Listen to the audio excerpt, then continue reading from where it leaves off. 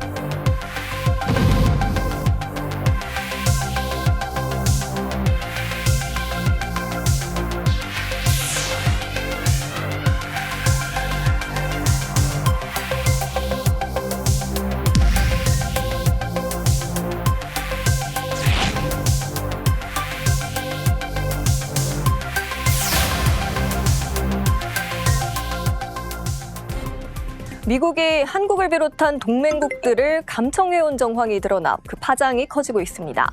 윤석열 대통령의 미국 국빈 방문을 불과 2주 앞두고 불거진 일입니다.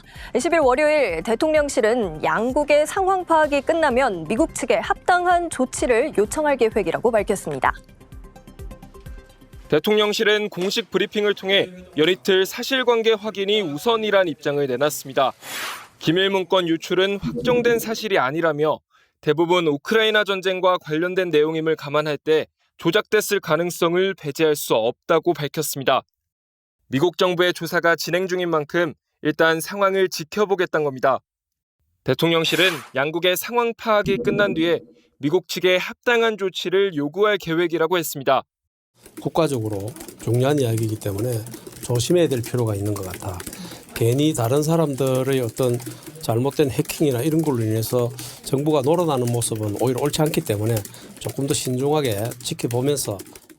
유출 문건엔 김성한 전 국가안보실장과 이문희 전 외교비서관 등이 우크라이나에 포탄을 지원하는 방안을 고심한 대화로 추정되는 내용이 담기며 파장이 일었습니다. 대통령실은 우크라이나에 살상 무기를 지원하지 않는다는 우리 정부의 입장엔 변함이 없다고 재확인했습니다. 대통령실 고위 관계자는 미국으로부터 어디까지가 사실인지 조사 결과를 있는 그대로 공유받을 거라고 밝혔습니다. 한미동맹의 신뢰를 강조하면서도 세부 대응 방안을 놓고는 고심하는 분위기입니다. 연합뉴스TV 방준혁입니다. 어디까지가 사실인지 도감청이 있었는지 자체에 대한 조사가 선행되어야 됩니다. 내용을 잘 살펴본 다음에 대응하는 것이 국익에 부합하다. 일국의 대통령실이 이 도청에 뚫린다고 하는 것도 황당무계한 일이지만 동맹국가의 대통령 집무실을 도청한다는 것도 상식적으로 납득하기 어려운 일입니다.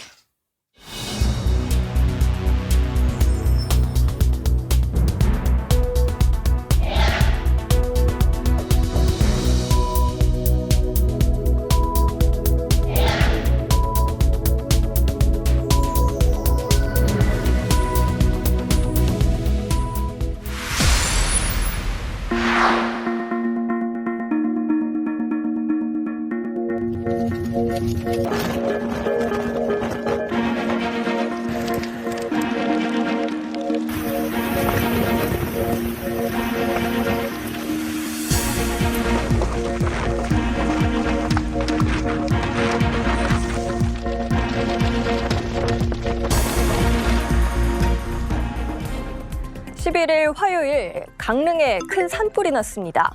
아침에 발생한 산불은 강풍을 타고 삽시간에 번져나가 주민들 또 뉴스를 접한 사람들의 애를 태웠습니다.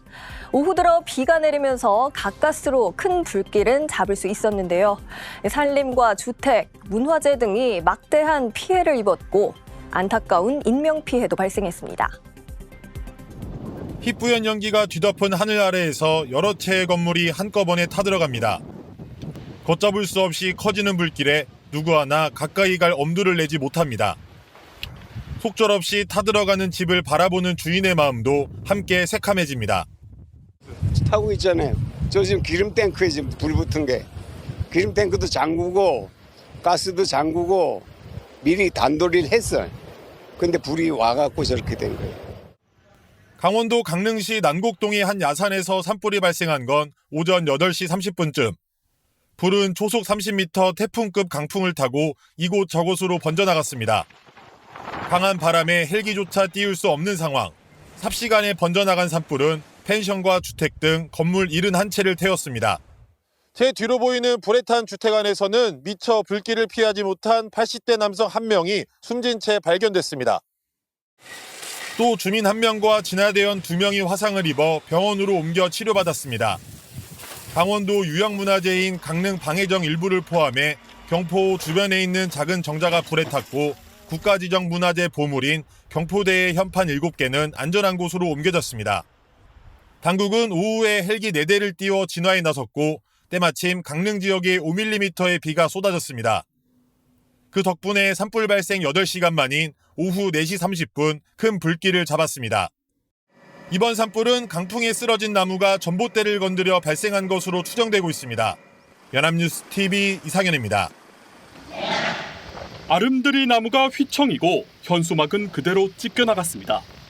거센 돌풍에 기상 관측 장비도 쉴 새 없이 흔들립니다.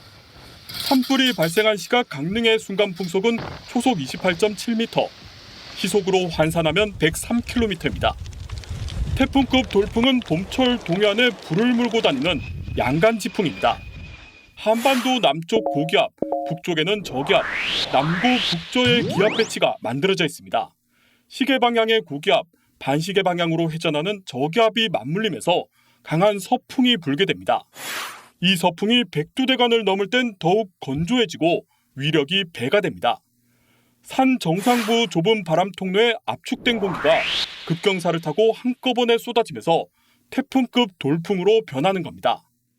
바람이 초속 3m일 때 산불은 1시간에 2km 이동하지만 초속 15m의 강풍에선 18km 안팎까지 번집니다. 특히 불티가 날아가는 비화 현상이 나타나면 수 킬로미터 떨어진 지역도 순식간에 불이 확산할 수 있습니다. 동해안에 많이 분포하는 소나무도 산불에 취약합니다. 송진 등이 휘발성 물질이고 열량도 높아 불을 더 키울 수 있습니다. 연합뉴스 TV 김재훈입니다. 네, 윤석열 대통령은 이튿날인 수요일 강원도 강릉시를 특별 재난지역으로 선포했습니다. 봄철 동해안에는 한 번 불이 났다 하면 큰 산불로 확산하는 경우가 많죠. 지난 2005년 낙산사를 덮친 화마, 또 2019년 동해안에서 동시다발적으로 발생했던 산불, 모두 양간지풍이 피해를 키웠습니다. 몇 년마다 반복되는 대형 산불, 획기적인 대책이 필요해 보입니다.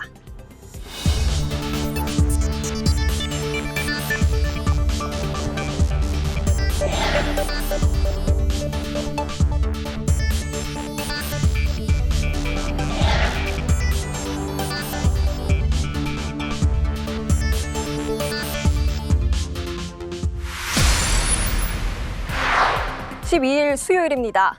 정순신 변호사 아들의 학교폭력 파문 50여일 만에 정부가 학교폭력 근절을 위한 종합 대책을 내놨습니다.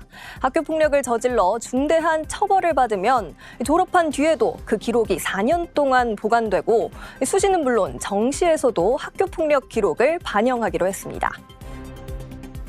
정부가 범부처 차원의 학교폭력 근절 종합대책을 마련해 발표했습니다.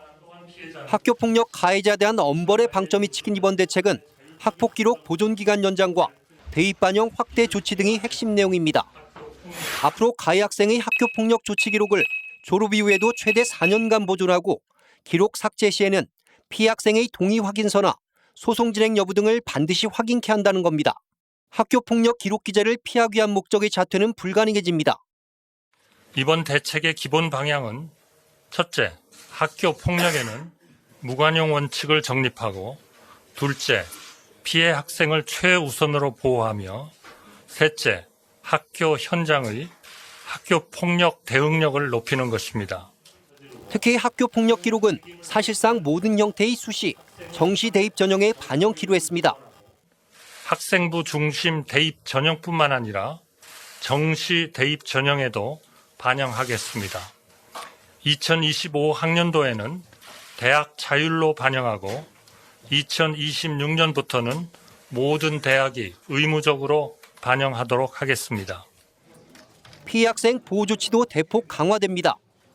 정부는 가해 학생과 피해 학생에 대한 즉시 분리 기간을 3일에서 7일로 연장하고 피해 학생에게는 소송에 관계없이 가해 학생에 대한 분리 요청권을 부여하겠다고 밝혔습니다. 정부는 아울러 전국 17개 시도교육청에 학교폭력 예방 지원센터를 설치해 교사들이 현장 대응과 피해 학생 간 관계 회복, 법률 서비스 등을 지원하겠다고 밝혔습니다. 연합뉴스TV 이준삼입니다. 한편 교육계에선 기대와 우려의 목소리가 엇갈렸습니다. 한국교원단체 총연합회는 고의 중과실이 없는 교원의 학폭 지도에 면책권을 부여하는 방안 등을 긍정적으로 평가하면서도 가해자 처벌 강화 조치에 대해선 민원과 소송이 증가할 가능성이 크다고 우려했습니다. 전국 교직원 노동조합은 다양한 시행착오를 겪으며 성장하는 학생들에게 학교폭력 근절을 거론하는 것 자체가 폭력적이라며 학생들 사이 관계 회복을 위한 노력이 그 어떤 형사적, 사법적 절차보다 우선돼야 한다고 비판했습니다.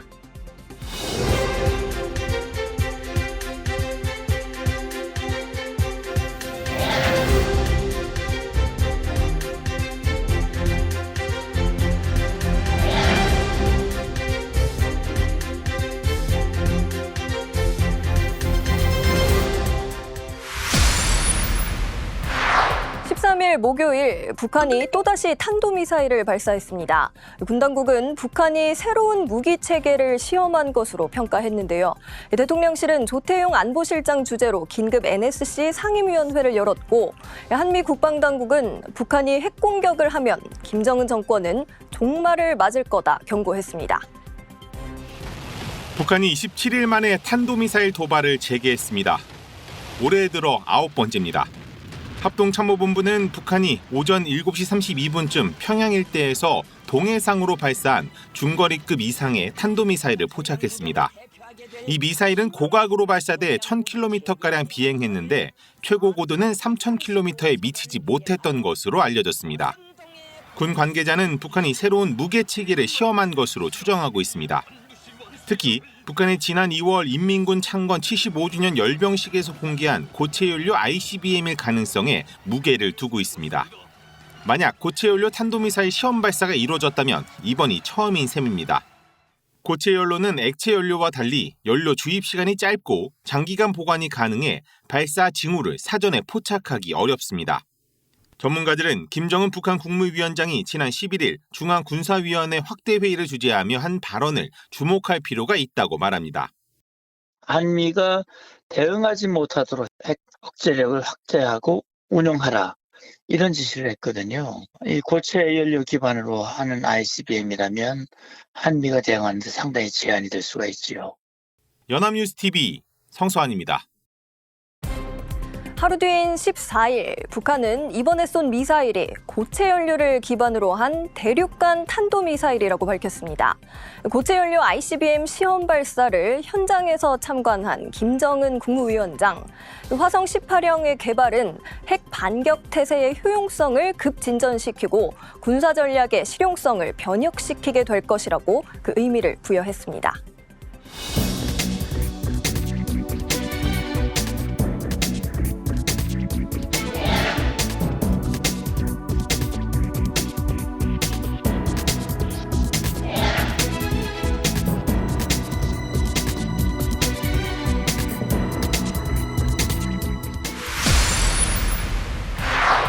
기밀 문건 유출 경위를 조사 중인 미 사법당국이 문건이 처음 유출된 온라인 대화방 운영자를 체포했습니다.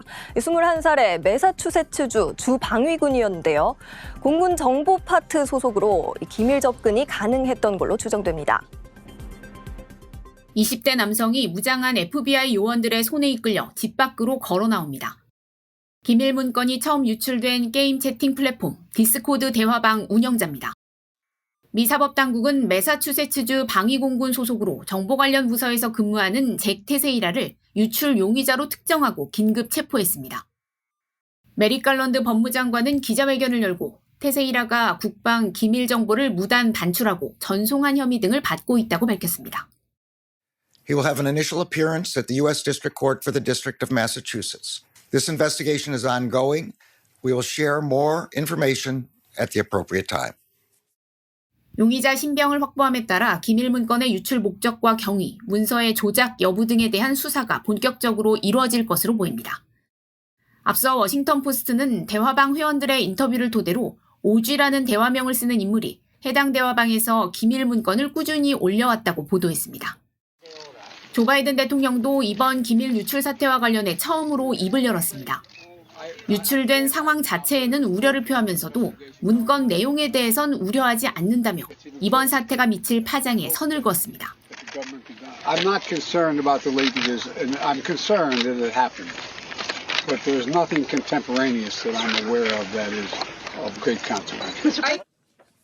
한편 이번 사태 이후 미 군 당국은 1급 비밀에 대한 일일 정보 브리핑을 받는 대상을 축소한 것으로 전해졌습니다. 워싱턴에서 연합뉴스TV 이경입니다.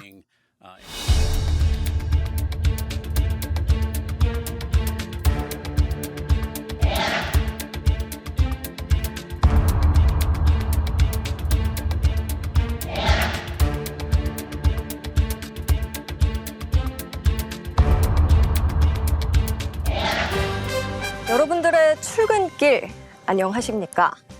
지옥철이라 불리는 김포 도시철도가 다시 논란입니다. 극심한 혼잡 속에 최근 호흡곤란으로 쓰러지는 사람들이 나왔습니다. 압사 사고가 날 것 같다는 신고도 계속 들어오고 있습니다. 이태원 참사가 발생한 지 반년, 그때도 위험을 알리는 신고가 먼저 있었습니다. 문제는 꾸준히 제기돼 왔습니다. 이제 변화가 필요한 때입니다. 저희는 다음 주 토요일에도 깔끔한 정리로 찾아오겠습니다. 지금까지 주간 뉴스 한판이었습니다.